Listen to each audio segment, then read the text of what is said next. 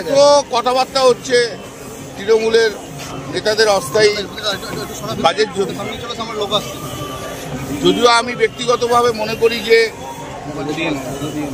নেতা যারা তারা সেই ইনস্টিটিউশনে অস্থায়ী কর্মী হওয়া উচিত না, এটা ব্যক্তিগতভাবে মনে করি। যদি দিতেই হয় অন্য তৃণমূলের কর্মীরা আছে তাদের দিক না, কিন্তু সেটা কথা নয়। কথা হচ্ছে আজকে যারা বলছি উত্তরপাড়া কলেজে সিপিএম এর মানে সেই সময়কার সিপিএম এর কারা কারা ছিল দেখো। এক নম্বর হচ্ছে রূপক কর, ঠিক আছে, ও কলেজের স্থায়ী কর্মচারী হয়ে গেল সিপিএম এর জমানায়। সিপিএম এর নেতা প্রকাশ পাল, সেও কলেজের স্থায়ী কর্মচারী হয়ে গেল, সিপিএম করত। তারপর হচ্ছে পৃথ্বীশ ভট্টাচার্য, সিপিএম এর বড় নেতা, সেও উত্তরপাড়া কলেজে চাকরি পেয়ে গেল। তারপর হচ্ছে প্রশান্ত পান, সেও সিপিএম এর বড় নেতা, সেও ওখানে উত্তরপাড়া কলেজে চাকরি পেয়ে গেল। তারপরে হচ্ছে কমরেড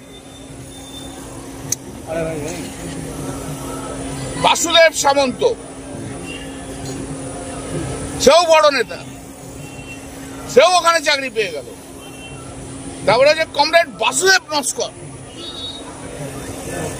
সিপিএম এর বড় নেতা, উত্তরপাড়া কলেজে চাকরি পেয়ে গেল।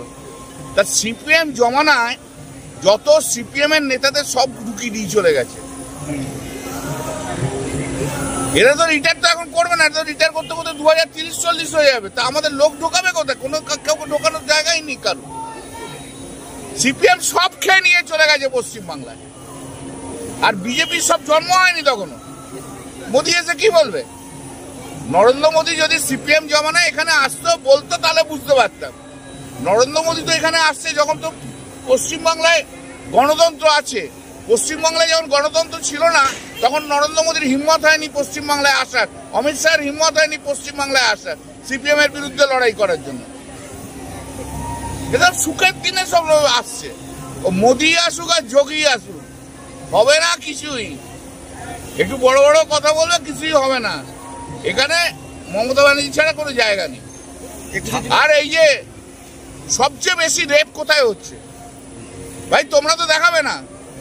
সবচেয়ে বেশি রেপ তো উত্তরপ্রদেশে হচ্ছে, সবচেয়ে বেশি রেপ তো দিল্লিতে হচ্ছে। প্রতিদিন গড়ে দিল্লিতে 4টে করে রেপ হয়। নরেন্দ্র মোদী কি করে? অমিত শাহ কি করে? ডেলি উত্তরপ্রদেশে 3-4টে করে রেপ হচ্ছে, গণধর্ষণ হচ্ছে। উত্তরপ্রদেশে গণধর্ষণ করে, একজন মহিলাকে গণধর্ষণ করে তারা জেলে গেল, 10 দিনের মধ্যে বেল পেয়ে গেল। সে বেল পাওয়া যাওয়ার পর আসছে। আমি শুনছিলাম যে দীপশিতা ধর নাকি বড় বড় কথা বলছে আমার বিরুদ্ধে। তা বলুন ম্যাডাম, কোনো অসুবিধা নেই ম্যাডাম, হেরে গেছেন, জামানত বাজেয়াপ্ত হয়ে গেছে, গায়ে তো জ্বালা আছে, তো এত বড় বড় যে কথা বলছেন ম্যাডাম। কানাইপুরে যে ডিফ অ্যান্ড ডাম মহিলাটা রেপ হলো তখন তা করে এলেন না? ওই তখন তো এলেন না। আপনার একটা রাগ আছে আমি জানি আমার।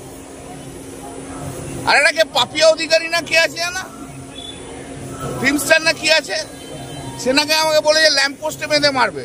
তা কোনখানে মারবেন আপনি বলুন না? ল্যাম্প পোস্টটা কলকাতা শহরে বসে, বাড়ির ভেতরে বসে এয়ার কন্ডিশনে বড় বড় বিপ্লব দেখানো যায়। এই যে দীপশিতা ধর, এই যে পাপিয়া অধিকারীর মতো মহিলারা কবে কোন মহিলার পাশে এসে দাঁড়িয়েছে দেখাতে পারবেন? দুস্থ কোন মহিলার পাশে এসে দাঁড়িয়েছে?